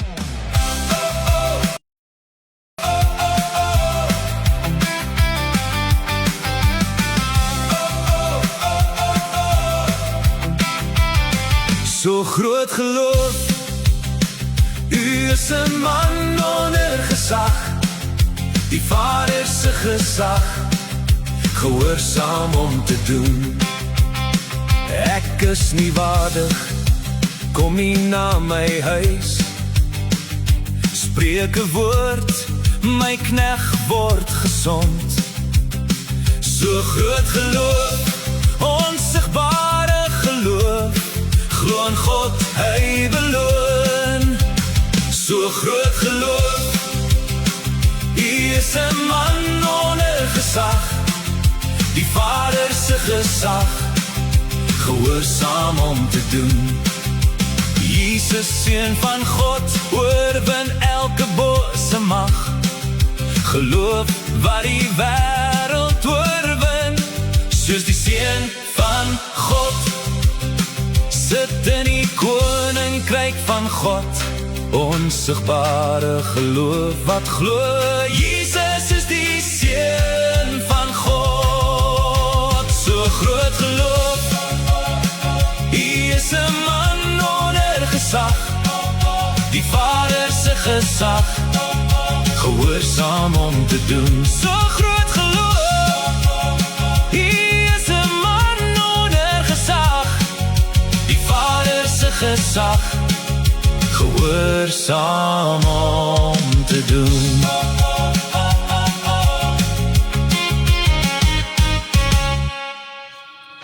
Wow, prys die Here van die leerskare. Hier is hierdie soldaat, en hy het sy hart oopgemaak om te verstaan wie is die Here Jesus Christus. Wow, hy het erken Jesus is onder gesag. Hy kan dit nie uit homself uit doen nie. Want omdat hy 'n man is wat onder gesag is, gesag verstaan, want hy is 'n dienaar van sy gesagsheere. So hy het hulle gedien, en omdat hy in getrouheid hulle gedien het, en aan hulle gehoorsaam was, kon hy gesag uitgevoer het. Nou ons wil gesag uitvoer, sonder om werklik onderworpe te wees aan die gesag wat oor ons gestel is. En nommer 1 is die Vader deur Jesus Christus. Is dit nie amazing nie? So hy het dit van harte verstaan, want hy is 'n man wat die realiteit van die lewe in die oë gekyk het. Hy het geweet, Jesus is nie op sy eie nie. So dit leer vir ons al klaar die hele ding, slat die hele, Jesus is God uit die water uit, geheel en al uit die water uit. Want Jesus is nie God, want as Jesus God sou wees, beteken dit Jesus was sy eie gesag gewees. En hy het altyd gesê, ek is onder die gesag van die Vader, net so tussen in lering gou, terwyl ons harte oop is om te hoor wat die woord van die Here vir ons leer. Nou ons het gawes by God ontvang die dag toe ons tot geloof gekom het. Ons wil dit partykeer ontken, maar jy het gawes ontvang, maar ons maak ons harte toe vir dit. Ons moet dit aanvaar en daarmee gaan werk. Nou wanneer ons daarmee werk, lewer ons 'n bewys van ons geloof. Dit waarin jy glo. So as jy iets begin doen in die evangelie, al sê jy net al wat ek nou kan doen is bid, en jy bid ernstig, en jy soek die Here, is dit die beste ding wat jy kan doen. Want as jy dit met ywer en getrouheid gaan doen, gaan wat ook al in jou lewe moet vermeerder, gaan vermeerder. So terwyl jy werk, wat gebeur? Jy vermeerder, as ons kyk na die gelykenis van die talente in Matteus 25. Hy het vir hulle talente gegee, hulle daarmee gaan werk, en hulle talente bly verdien. Nou praat hy van geestelike talente, nie vleeslike dinge nie. Maar tog in die vlees weet ons, as jy nie met jou vleeslike vermoë gaan werk nie, gaan dit stagneer, dit gaan doodgaan. Jy gaan in 'n beroep en 'n ding opeindig wat jy nie wil wees nie, want jy het nie jou vermoë wat jy gehad het eintlik ontwikkel. Jy het nooit jouself geleer om jou vleeslike vermoë te ontwikkel nie. Daarom beland die meerderheid in jobs en posisies wat hulle nie in wil wees nie. Want ons sit nie daai effort in nie. Ons pluk die vrug van ons oneffort lewe. Nou geestelik doen ons presies dieselfde. Ons wil lui wees, ons wil slaggies wees, en dink ons gaan eendag matrikuleer geestelik, en dan gaan ons in hierdie awesome job instap, en dis die fantasie geloof. Want tog in die beroep, in die bediening, in die gawes, in die werk van die Here, ons het die naweek weer daar gepraat, ons het 'n fantasie daaroor, daar is 'n absolute realiteit, as jy insit in die Here, gee die Here vir jou meer verantwoordelikheid, en die verantwoordelikheid het 'n realiteit. Ons loop nie 7 dae 'n week op die wolke en bly in die hemel nie, ons is hier op die aarde, as ons hier drama het, as jy 'n pyn het, as jy 'n siekte het, as jy 'n krisis het, dit is so werklik soos enige iemand sinne. En met musiek hier vorige Saterdag wat verby is, toe ek voorbereid het, ek gevoel ek is so dood soos 'n mossie. Ek het nie in die hemel rondgeloop nie, maar in getrouheid moet jy aangaan. Here, hierdie saak, en terwyl jy gaan jy bid, maar die Here, die Here sit met sy hand op my skouer, sê, Stan, nie gaan aan man, môre sal awesome wees nie. Jy moet weet wat sê die woord en deur die gees van die Here gelei word, in daai onemosionele gevoel. Ok, kom ons gaan voort. Ek wil gou vir julle lees, Romeine 12 vers 3, net om te bevestig dit wat ek sê, en ek wil net gou so 'n bietjie daaroor praat. Romeine 12 vers 3. Want hierdie genade wat aan my gegee, sê ek vir elkeen wat onder julle is. Elkeen, geen uitsondering. Alright? Prys die naam van die Here. Ons dink ons het nie 'n plig in die evangelie nie. Hey, dis soos hartseer. Dat hy nie van homself meer moet dink. En dis hierdie fantasie. Ons het 'n idilliese idee. Ons lewe eintlik in 'n droomwêreld. As dit kom by die geloof. So jy moet nie meer dink as dit wat hier is nie, die realiteit wat voor jou oë is nie, as wat 'n mens behoort te dink nie. Maar dat hy daaraan moet dink om besadig te wees na die maat van geloof soos God dit aan elkeen toebedeel het. Ek wil gou vir hierdie verduidelik. Nou, om besadig te wees is om dan vaar, dis om daai goeie en edele harte om oop te maak vir dit wat jy ontvang. Nou, wat baie interessant is, nou ek het dit in Engels geskryf, ek gaan dit vir jou in Engels lees, baie keer is jy goed net vir my so bietjie beter in Engels, sometimes. Die maat van geloof, wat is hierdie geloof? Nou, hierdie geloof, ek het so 2-3 jaar terug gepraat uit Jakobus 2 uit. Nou, Jakobus 2 wissel die heeltyd tussen geloof wat 'n aksie, 'n werkwoord is, en geloof wat jou Christelike geloof is, dit wat jy ontvang het. So daar is 2 woorde van geloof oorspronklik, alhoewel in Engels en in Afrikaans, word dit altyd vertaal met geloof of faith. Okay? Ons kan nie maklik sien die verskil nie, maar tog as jy die konteks lees, gaan jy die verskil sien. Nou, van wat se geloof praat hy hierso? Nou, om dan net hierdie, die geloof wat hy hiervan praat is 'n selfstandige naamwoord. In Engels praat hy van 'n noun. Okay? When Paul speaks of faith as a noun, he often refers to something God gives, something a believer possesses, or a characteristic of Christian life. So hierdie geloof dit wat jy ontvang het by God, omdat net in die vlees is jy gebore met sekere vleeslike vermoëns. Daar's niks wat jy kon gedoen het om dit te kry nie, daar's niks wat jou ouers kon gedoen het om dit te kry nie, jy is so gebore, en soos wat jy ontwikkel, ontdek jy jou vermoë. Dis hierdie geloof. So met jou wedergeboorte, dis die gelykenis van die talent ook. God weet wat is jou Christelike vermoë, jou geloofsvermoë. Nou het jy sekere dinge ontvang. Goed, so dit is waarvan hy praat. So nou, nommer 1, jy moet eers iets kan ontvang. So dit is waar hy praat. Nou, geloof is 'n werkwoord. When the New Testament uses the verb believe, the emphasis is on the act of trusting or placing confidence in something. Okay, so nou het jy by God ontvang, het jy die saad ontvang. Nou moet jy daarmee gaan werk. En dis wat die Here Jesus vir hulle gesê het.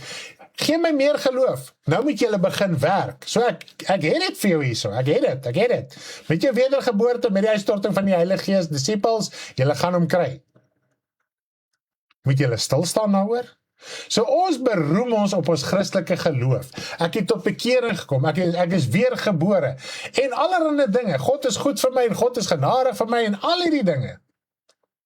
Op die einde van die dag, wat doen ons dat daai 1 of 2 of 5 wat ons ontvang het, te laat vermeerder? En is dit skriftuurlik dat ons geloof moet vermeerder? Nou, ek gaan net vir jou 2 verse lees. Kan natuurlik vir jou deur 100 vat, maar kom ons lees die 2 wat ek dink net die beste verduidelik. 2 Tessalonisense 1 vers 3. Ek is so opgewonde vandag. Ek dink, Here, ons kan vry wees om vir u koninkryk te werk as om die las te sit. Ek mag niks doen nie, maar jy weet jy moet iets doen. Jy sit in 'n geweldige stryd. Nee, ek gee net jou geld as alles reg wees. Liewe land, ek het nie meer geld nie. Wat gaan ek doen? Dit is 'n las, mense. Kom ons haal die laste af. Die Here Jesus het gekom om die laste af te haal. Hy het gesê, gee as jy wil gee, as jy nie wil gee nie, los dit. As jy nie vermoë het om te gee nie, dan moet ander vir jou sorg. Kom ons lewe net in die Here. Daar sê, amen, loof die naam van die Here. 2 Tessalonisense 1 vers 3. Ons wil te veel uitpleis en complicated maak. Ons moet God altyd oor julle dank, broeders, soos dit billik is, omdat julle geloof grootliks, kom ons hoor gou die woord, toeneem, grootliks toeneem. Hoe neem geloof toe? en die wederkerige liefde van elkeen van julle almal groter word. So die liefde moet groter word, die geloof moet toeneem, as die geloof nie toeneem nie, gaan die liefde ook nie toeneem nie. En hoe neem geloof toe? Hoe groei geloof? Ok, kom ons lees gaan 2 Petrus 1 vers 5. Ek wil so 'n bietjie ook kommentare lees as ek hier klaar is. 2 Petrus, waar is ek nou? 1 vers 5. 2 Petrus 1 vers 5. En juist daarom ook met julle aanwending van alle ywer by julle geloof voeg die deeg en die deeg die kennis, vers 6 sê, die kennis die selfbeheersing en dan gaan hy nou so aan. So met alle ywer, is 'n ywerige persoon iemand wat stil sit? Is 'n ywerige persoon iemand wat niks doen nie? Met alle ywer, julle moet effort insit. Die geloof moet grootliks toeneem, dit moet vermeerder. Hoe vermeerder dit? Hoe vermeerder dit? Goed, deur te werk. Ek wil net gou so 'n bietjie kommentare hier deurgaan voordat ek aangaan. Dink ek het nou so 'n hele paar gemis. Ok, verkyk my, nader tot God, deur te bid, Bybel te lees, stil te raak en om te fokus. Dit is die heel belangrikste van alles, alles sprei daaruit voort, en dit is geloof. Hoe weet jy wat jou gawes is? Ok, ek gaan nou gou daaroor praat. 'n Mens wil altyd aangemoedig word deur God en mense en hoor, hou aan, bid. Ja, dit is so werk, mense altyd klop op die skouer, né? So altyd 'n kompliment. Die Here sê, ek gaan jou nie eers komplimenteer nie. Jou loon is die wederkoms en dis wat is jou ewige lewe, dis wat jy moet voorhou. Hoe weet jy wat se gawes het jy? Ek het nie geweet wat se gawes het ek tot op bekering gekom het nie. Ek het nie geweet ek met die Here dien. En net soos 'n kind, 'n 2-jarige kind, weet daai kind wat se gawes het hy of nie? Nee, en nou praat ons van vleeslike talente, né? Nee. 5-jarige kind, hier by die 5-6 begin jy te sien, maar die kind begin in 'n rigting gaan. Daai kind self weet dit nog nie eens nie. Hy lewe maar net, die kind lewe net. Dit speel en gaan te kere en die een kind kan beter aaptrekke doen en op en af spring en die ander kind kan beter dit doen. Een kind kan vinniger hardloop en so kom die kind outomaties agter, maar ek is 'n stadige kind, maar tog as jy 'n kind is, jy's ywerig of jy nou laaste kom of nie. Jy hardloop, jy spring, jy speel, jy try klouter, jy try dinge doen. En soos wat jy ontwikkel, begin jy agter te kom en die dinge wat jy nie kan doen nie, begin jy te los. As jy nie meer aaptrekke doen nie, dan los jy jou aaptrekke. As jy kan trampolien spring, dan spring jy meer trampolien. As jy vinniger kan hardloop, begin jy meer te hardloop. Dis hoe jy weet wat is jou gawes en jou bediening. Maar weer eens, as ons nie getrou is in dit wat ons in ons binnekamer doen, in daai ywerigheid nie, kan ons onmoontlik die wêreld gaan versit buite. Die vinnigste atlete, die grootste atlete, want atlete is mos maar die grootste voorbeeld van talente. Musikante, het nie eendag 'n gitaar opgetel en volgende dag is hulle famous nie, en hulle is die beste nie. As jy almal se storie hoor, al is daar talentvolle mense wat net 'n musiekinstrument kan optel en kan speel, het hulle van kleins af gedoen en hulle bly doen, om eintlik iets te kon bereik. Kom hulle agter, wow, die is cool, I love it. Ek gaan dit bly doen. Die wat die atletiek is, ja, ek gaan nou al meer begin oefen. Ek wil eendag die Suid-Afrika teenwoordig, ek wil Olimpiese spele toe gaan, waar die geval ook al mag wees. So met tyd spontaan ontdek jy as jy getrou is. En weet jy wat? Ek wil gou vir julle geheim vertel. Geestelik, tot vandag toe, kan ek nie vir jou sê, dit is spesifiek my talent nie, of 'n gawe nie. My hart is net oop en sê, Here, ek moet reg wees as iemand wil genees deur gebed, moet ek reg wees daarvoor. As ek die prediking van die woord moet gee, ek moet reg wees daarvoor. As ek moet getuig, ek moet reg wees daarvoor.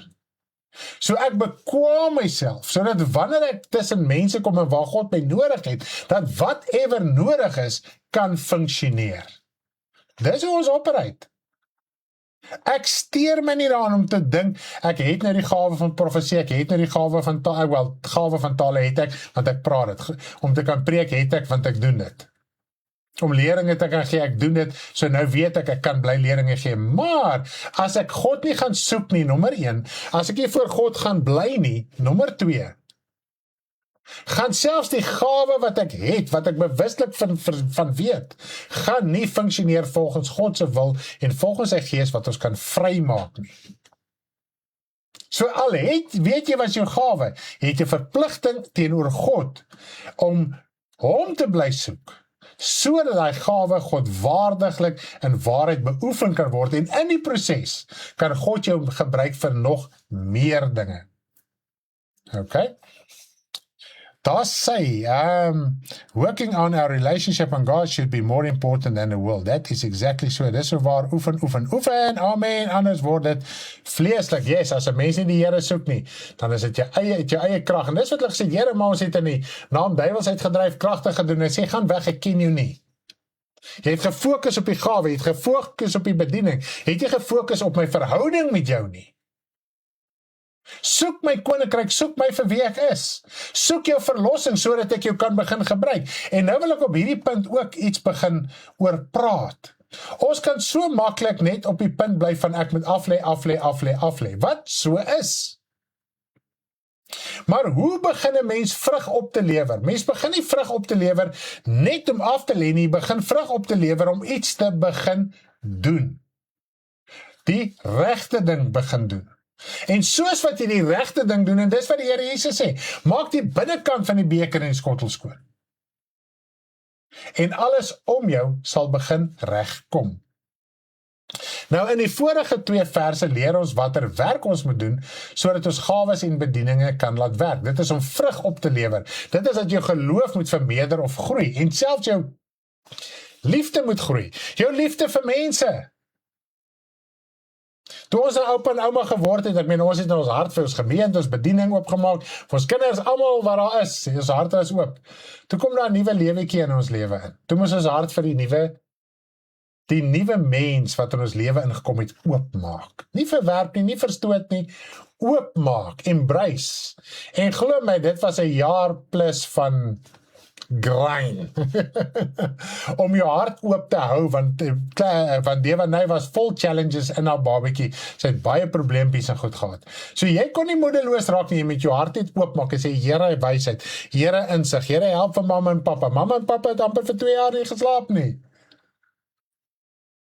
Okay, so jy moet jou hart oopmaak, al is die challenge daar, jy kan nie wil moedeloos raak, dit kom tweede babatjie, nou moet jou hart nog groter oopmaak, as 'n nuwe gemeentelede aankom, ons harte moet groter oopmaak, broer en suster, jou hart moet oopmaak, vir ander broers en susters, sê ja, my hart is oop, maar dan sê jy, okay, kom kuier gou so, nee, ek het nie nou tyd nie, ek weet nie, ek is maar een kant mens, ek is maar alleen mens, so jou hart is nie oop vir mense nie.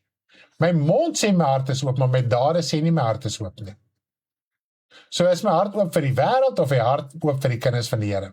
Sonder om dit te verstaan sal ons vleeslik redeneer oor vers 3 en die res van die hoofstuk. Ook moet ons oplet dat tot op hierdie punt handel geloof oor werk in God se koninkryk nie 'n gemaklike lewe nie.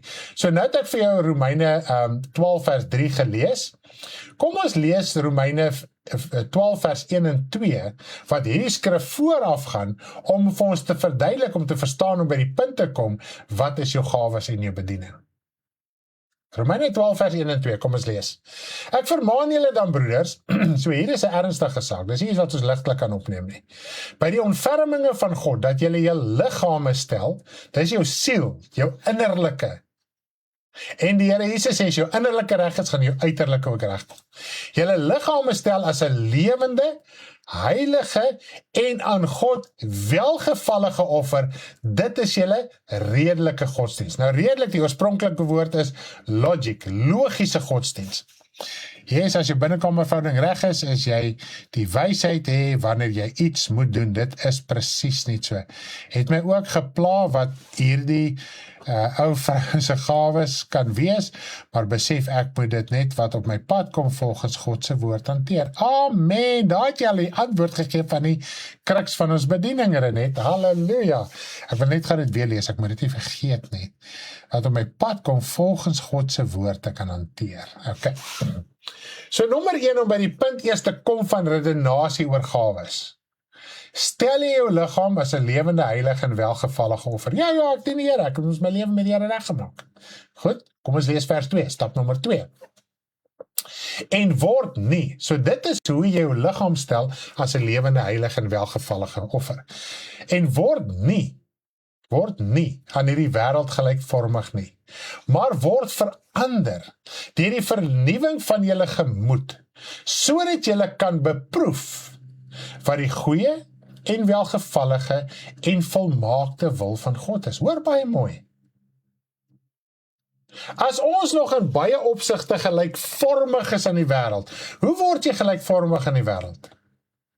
Party doen nog fisiese sondes, party het gewoontes, party het karaktertrekke, wat nie noodwendig as sonde geklassifiseer word nie, maar wat teenstrydig is met die liefde, sagmoedigheid en regverdigheid van God. Ons praat presies soos die wêreld. Ons het nog spreekwoorde wat ons aangeleer het in die wêreld.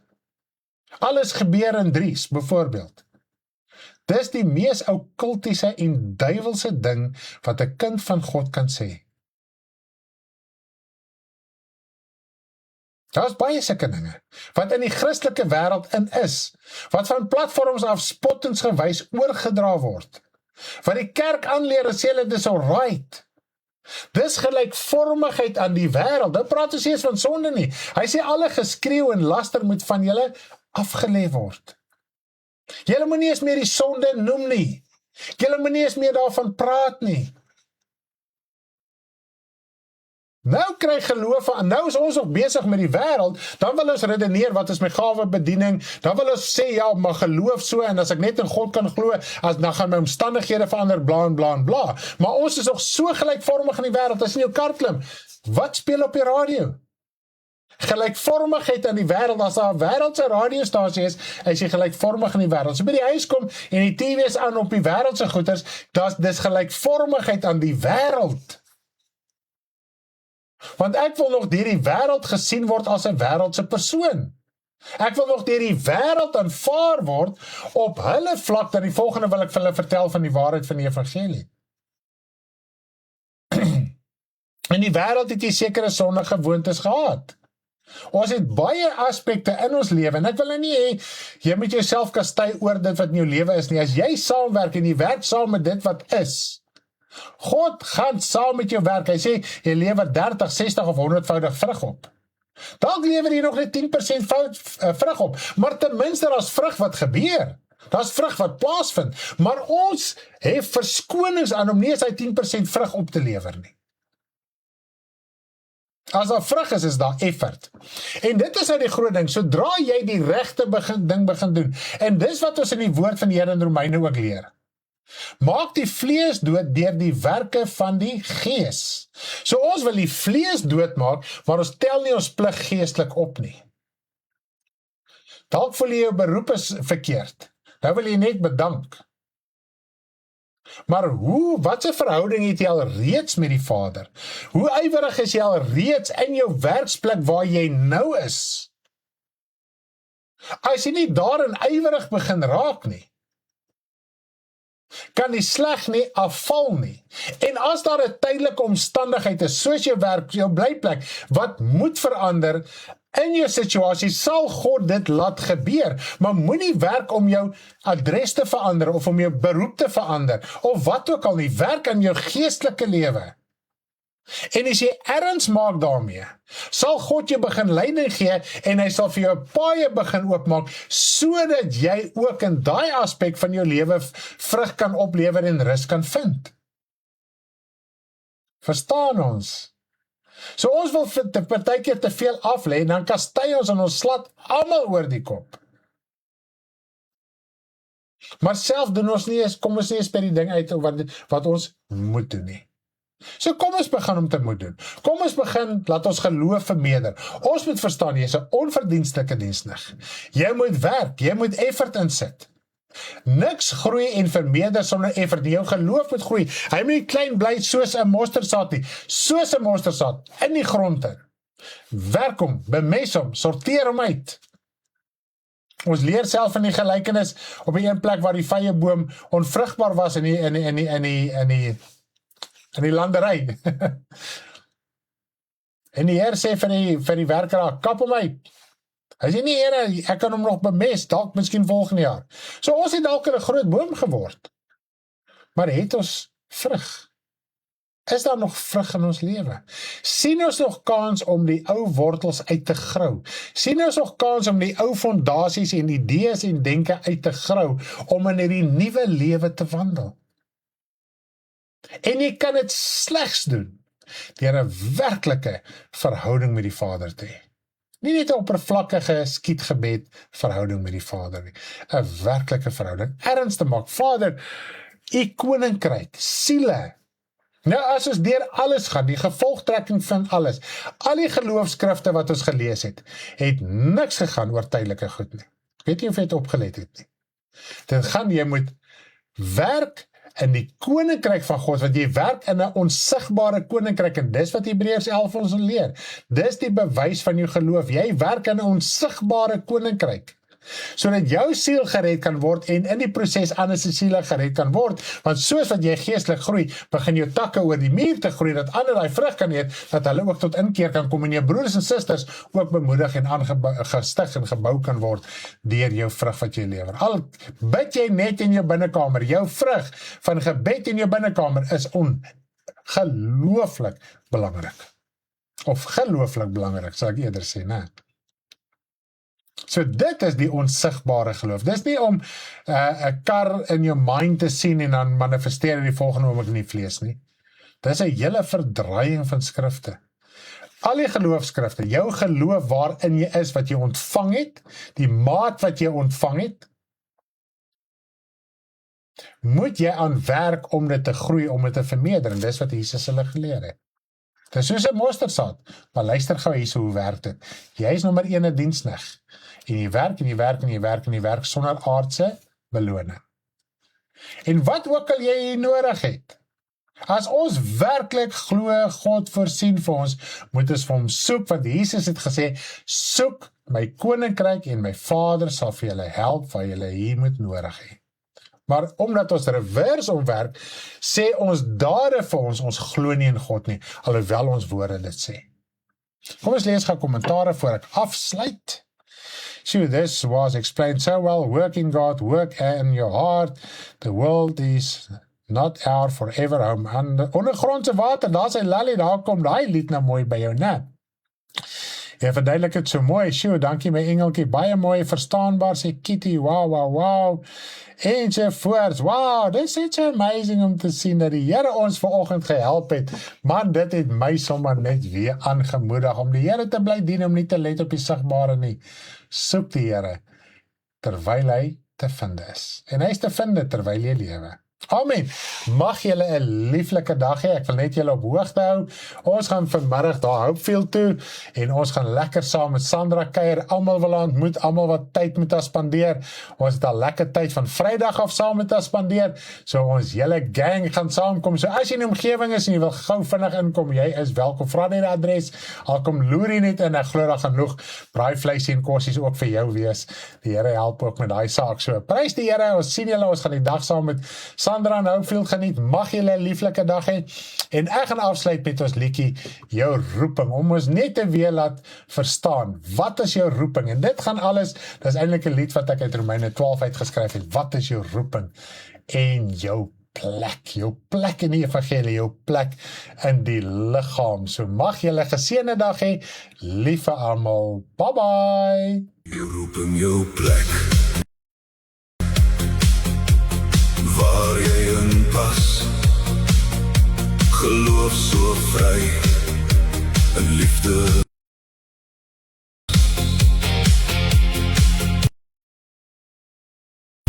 Gawes deur God gegee, gee jou alles, verander, verstaan God se wil, geloof so logies, jou roeping, jou plek,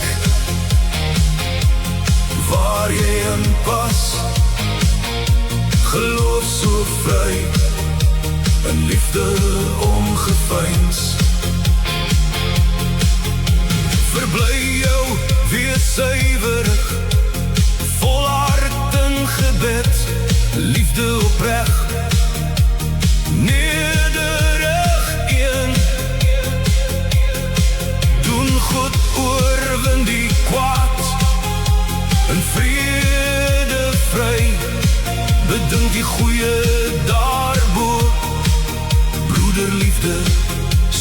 kosbaar. Jou roep in jou plek, waar jy in pas. Geloof so vry, in liefde ongeveins. Jou roep in jou plek, waar jy in pas. Geloof so vry, in liefde ongeveins.